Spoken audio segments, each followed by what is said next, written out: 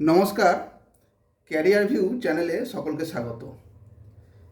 তোমরা সকলেই জানো গ্রাম পঞ্চায়েতে অনেকগুলো পোস্টে রিক্রুটমেন্টের জন্য একটা ঘোষণা হয়েছে, এখন অফিসিয়াল অ্যাডভার্টাইজমেন্ট আসেনি।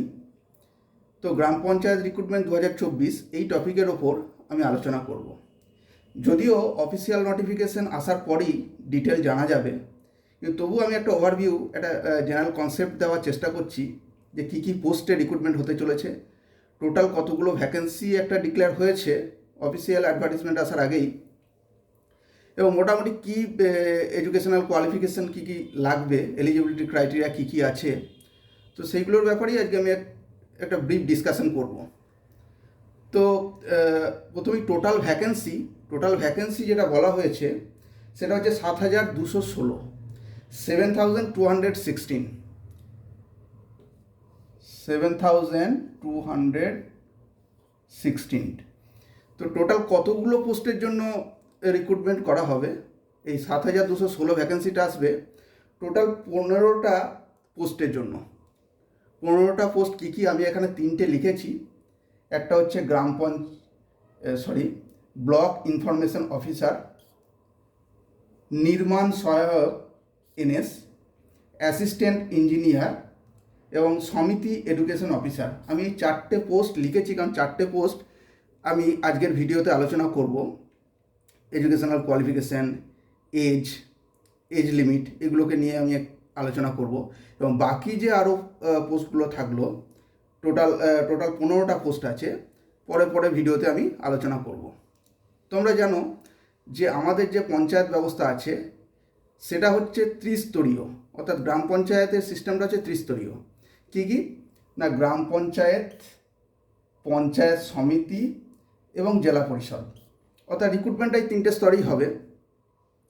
এখন দেখা যাক ব্লক ইনফরমেশন অফিসার BIO, নির্মাণ সহায়ক এনএস এই কথাটা তোমরা অনেকেই শুনে থাকবে, কারণ পঞ্চায়েতে যারা আমরা বসবাস করি এনএস এই পোস্টটা আমরা শুনে থাকি। অ্যাসিস্ট্যান্ট ইঞ্জিনিয়ার, সমিতি এডুকেশন অফিসার, এছাড়াও আর কি কি পোস্ট আছে,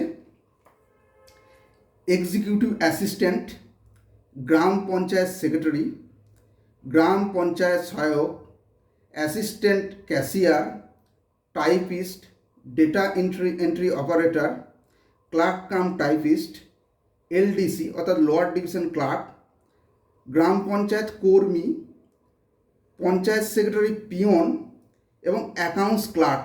টোটাল 15টা পোস্টে অ্যাডভার্টিজমেন্ট, যখন অফিসিয়াল অ্যাডভার্টিজমেন্ট আসবে তখন এই 15টা পোস্টের জন্য এই টোটাল 7,216 ভ্যাকেন্সি ডিক্লেয়ার হবে। এখন যেটা বলছি সেটা হচ্ছে একটা জেনারেল কনসেপ্ট, অর্থাৎ কী কী হতে পারে একটা প্রিজিউম করে আমি বলছি, কিন্তু অফিসিয়াল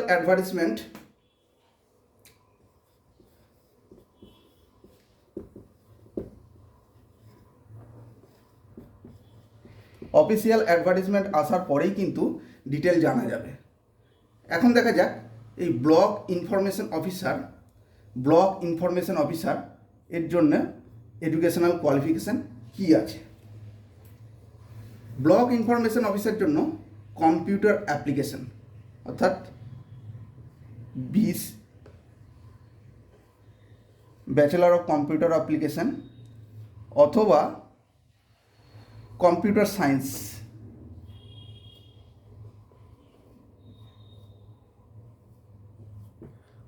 সায়েন্স গ্র্যাজুয়েট অথবা বিএসসি অনার্স।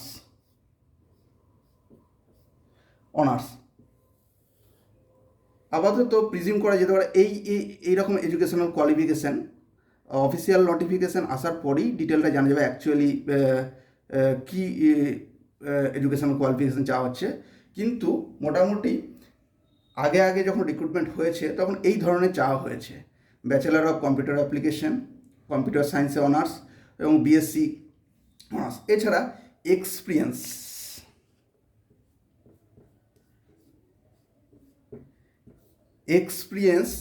চাওয়া হবে, experience in the relevant field.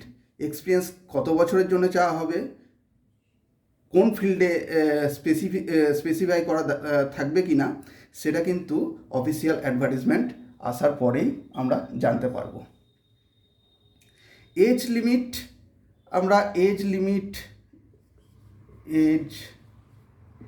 Limit আপাতত 39 অথবা 40,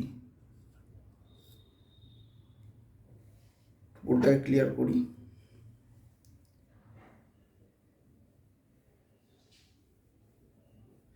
এজ লিমিট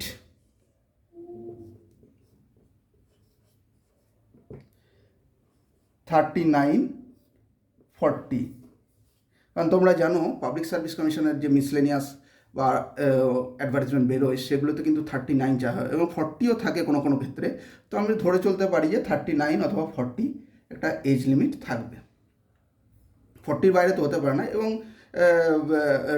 রিজার্ভ ক্যাটাগরির ক্ষেত্রে গভর্নমেন্ট নর্মস অনুযায়ী যা যা রিল্যাক্সেশন আছে, এজের রিল্যাক্সেশন আছে, সেটা তো থাকবেই। এমনি জেনারেল আনরিজার্ভদের ক্ষেত্রে ইউআরদের ক্ষেত্রে এটা ধরে চলা যেতে পারে। এরপর আসি নির্মাণ সহায়ক, এনএসের জন্য কি এডুকেশনাল কোয়ালিফিকেশন থাকতে পারে? এটার জন্য থাকবে সিভিল ইঞ্জিনিয়ারিংয়ে ডিপ্লোমা,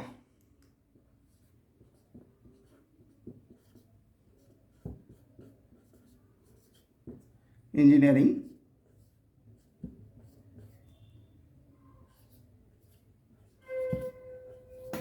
সিভিল ইঞ্জিনিয়ারিং ডিপ্লোমা, অর্থাৎ পলিটেকনিক, যারা পলিটেকনিক পাস আউট, সেখানে হয়তো একটা পার্সেন্টেজ অফ মার্কস নির্ধারণ থাকতে পারে, সেটা 50% অথবা 60% একটা থাকতে পারে, 50% অর 60% এটা থাকতে পারে। কিন্তু সিভিল ইঞ্জিনিয়ারিংয়ের ডিপ্লোমা হতে হবে নির্মাণ সহায়কের ক্ষেত্রে। এটা কিন্তু আগে যখন অ্যাডভার্টিজমেন্ট বেরিয়েছে এই সমস্ত পোস্টে, তখন এটাই চাওয়া হয়েছে। এজ লিমিট আপাতত এজের যে ব্যাপারটা সেটা ওই ওপরের মতোই 39 বা 40 আমরা ধরে চলবো, এবং ক্লিয়ার হবে যখন অফিসিয়াল অ্যাডভার্টিজমেন্ট যখন আসবে তখন আমরা ডিটেলটা বুঝতে পারবো যে অ্যাকচুয়ালি কত এজ লিমিট দেওয়া হয়েছে, তখন বোঝা যাবে। এরপরে আসা যাক অ্যাসিস্ট্যান্ট ইঞ্জিনিয়ারের ক্ষেত্রে, এক্ষেত্রে যেমন নির্মাণ সহায়কের ক্ষেত্রে যেমন ডিপ্লোমা অথবা পলিটেকনিক হলেই হয়ে যাচ্ছে, কিন্তু অ্যাসিস্ট্যান্ট ইঞ্জিনিয়ারের ক্ষেত্রে কিন্তু সিভিল ইঞ্জিনিয়ারিংয়ে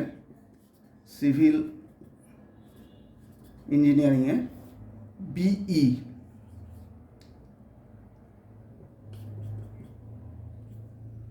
বা বিটেক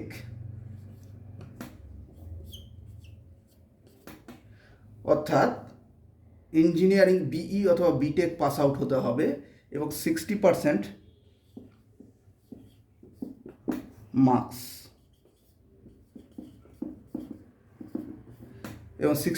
মার্কস থাকতে হবে। অর্থাৎ এক্ষেত্রে নির্মাণ সহায়কের ক্ষেত্রে কি দেখলাম, যে পলিটেকনিক হলেই, ডিপ্লোমা হলেই অ্যাপ্লাই করা যাবে সিভিল ইঞ্জিনিয়ারিংয়ে, কিন্তু অ্যাসিস্ট্যান্ট ইঞ্জিনিয়ারের ক্ষেত্রে কিন্তু সিভিল ইঞ্জিনিয়ারিং কমপ্লিট করতে হবে, বিই অথবা বিটেক হতে হবে, এবং 60% মার্কস থাকতে হবে।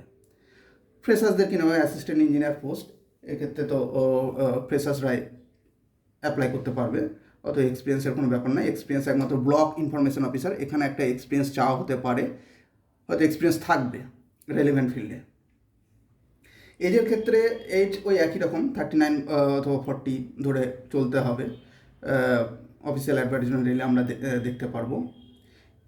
এরপরের যে পোস্টটা সমিতি education officer,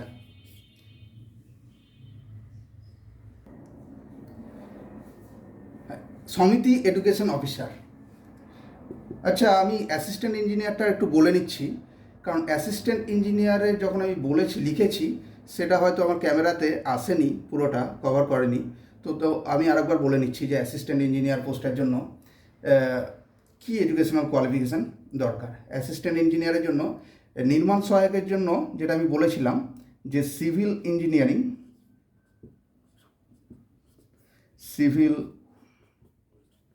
engineering diploma,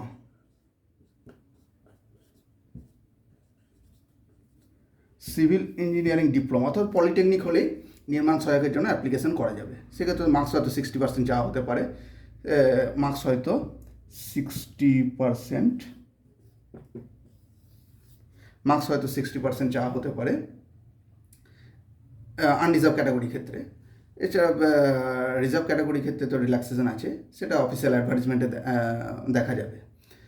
civil ইঞ্জিনিয়ারিংয়ে ডিপ্লোমা, কিন্তু অ্যাসিস্ট্যান্ট ইঞ্জিনিয়ারের জন্য ডিপ্লোমা নয়, এক্ষেত্রে সিভিল ইঞ্জিনিয়ারিংয়ে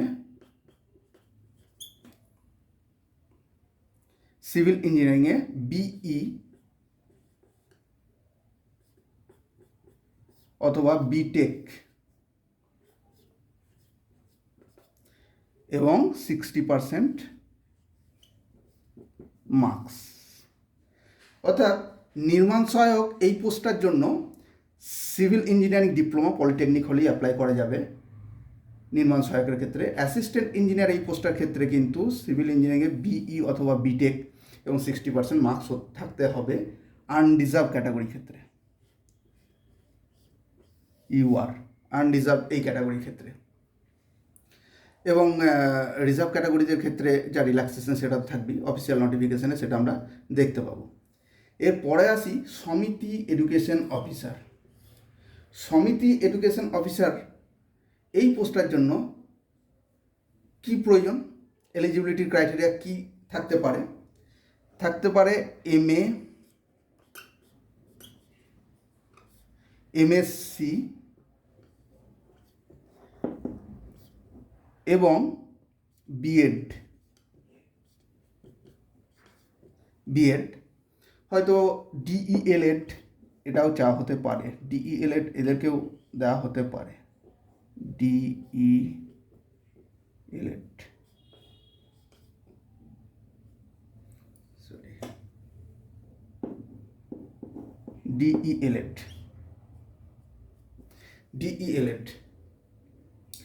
ডিপ্লোমা ইন এলিমেন্টারি প্রাইমারি ক্ষেত্রে এটা, অর্থাৎ MA, MSc তার সাথে বিএড এবং DELED। এবং আর একটা জিনিস যেটা এক্ষেত্রে কিন্তু এক্সপিরিয়েন্স লাগবে, কি লাগবে? 3 ইয়ার্স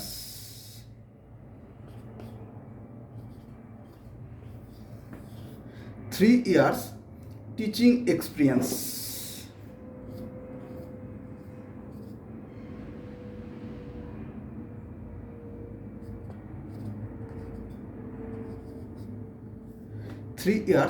টিচিং এক্সপিরিয়েন্স কিন্তু লাগবে সমিতি এডুকেশন অফিসারের ক্ষেত্রে।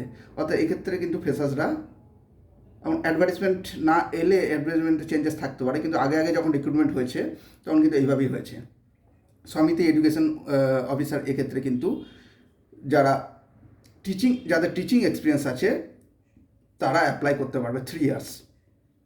MA, MSc এবং তার সাথে বিএড অথবা ডিপ্লোমা ইন এলিমেন্টারি এডুকেশন যেটা সেটা সেটাও থাকতেই হবে। এমনি যারা টিচার সার্ভিস করেন তারা তো আছেই। এছাড়া 3 ইয়ার্স টিচিং এক্সপিরিয়েন্স থাকতে হবে। অর্থাৎ মোটামুটি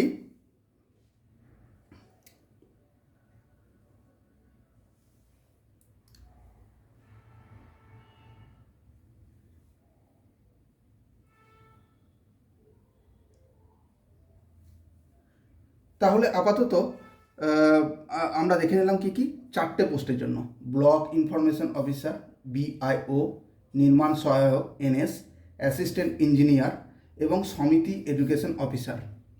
তো আর একবার আমি বলে দিচ্ছি এই 4টে পোস্টের জন্য কি একটা ছোট্ট করে আমি বলে নিচ্ছি। ব্লক ইনফরমেশন অফিসার এর জন্য কি লাগছে: BCA, bachelor of computer application, computer সায়েন্সে অনার্স, BSc অনার্স। এছাড়া এক্সপিরিয়েন্সটা এখনই আমি বলছি না, কারণ অফিসিয়াল অ্যাডভার্টাইজমেন্ট এলে তখন আমি বুঝতে পারবো যে এক্সপিরিয়েন্স হয়তো চাওয়া হতে পারে, কারণ হায়ার পোস্ট তো। এজ কিন্তু আমরা 39 থেকে 40 আনরিজার্ভের ক্ষেত্রে ধরে চলব। নির্মাণ সহায়কের ক্ষেত্রে কি বললাম না, সিভিল ইঞ্জিনিয়ারিংয়ের ডিপ্লোমা 60% মার্কস চাওয়া হতে পারে, ফ্রেশার্সরা অ্যাপ্লাই করতে পারবে। অ্যাসিস্ট্যান্ট ইঞ্জিনিয়ার ক্ষেত্রে সিভিল ইঞ্জিনিয়ারিংয়ে BE অথবা বিটেক 60% মার্কস আনরিজার্ভ ক্যাটাগরির ক্ষেত্রে, এবং ফ্রেশার্সরা অ্যাপ্লাই করতে পারে। সমিতি এডুকেশন অফিসার এক্ষেত্রে কি MA MSc তার সাথে বিএড এবং DELED diploma in elementary education primary ক্ষেত্রে এবং 3 ইয়ার্স টিচিং এক্সপিরিয়েন্স। অর্থাৎ আমরা 4টে পোস্টের জন্য মোটামুটি একটা ধারণা পেতে পারি এটা থেকে। পুরো ব্যাপারটা আমরা জানতে পারবো যখন আমাদের অফিসিয়াল অ্যাডভার্টিসমেন্ট আসবে ওয়েবসাইটে, তখন আমরা দেখতে পারবো। এবং টোটাল পোস্ট আমি আগেই বলেছি 7216 টোটাল পোস্ট, এবং পরে টোটাল 15টা পোস্টের জন্য রিক্রুটমেন্ট হবে। আমি আগেই বলেছি, তবু আরেকবার বাকি পোস্টগুলো আমি বলে নিচ্ছি। যেটা হচ্ছে এক্সিকিউটিভ অ্যাসিস্ট্যান্ট, গ্রাম পঞ্চায়েত সেক্রেটারি, গ্রাম পঞ্চায়েত সহায়ক, assistant cashier, typist, DEO data entry operator, clerk cum typist, LDC অর্থাৎ লোয়ার ডিভিশন ক্লার্ক, গ্রাম পঞ্চায়েত কর্মী, পঞ্চায়েত সেক্রেটারি পিয়ন এবং অ্যাকাউন্টস ক্লার্ক। অর্থাৎ এই পোস্টগুলোর টোটাল 15টা পোস্টের জন্য রিক্রুটমেন্ট হবে। বাকি যে থাকলো অর্থাৎ এখনও 11টা পোস্ট। আমি একটু বোর্ডটাকে ক্লিয়ার করে আমি একটু বলছি, বোর্ডটাকে একটু পরিষ্কার করে নিই। টোটাল 15টা পোস্টের মধ্যে আমি 4টে পোস্টে আজকে ডিসকাস করলাম। বাকি এখনও কতগুলো পোস্ট থাকলো, বাকি এখনও 11টা পোস্ট।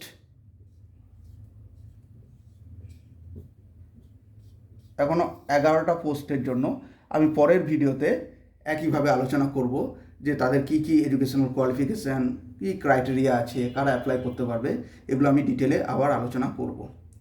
তো আজকে এই পর্যন্তই থাক। পরের ভিডিওতে আবার আমি আসবো পরের ভিডিও নিয়ে। তোমরা অবশ্যই চ্যানেলটিকে লাইক এবং সাবস্ক্রাইব করো যাতে ভিডিওগুলো তোমরা পেতে পারো, এবং পুরো ভিডিওটাকে তোমরা স্কিপ না করে দেখবে যাতে করে টোটাল ইনফরমেশনটা তোমরা পেতে পারো। নমস্কার।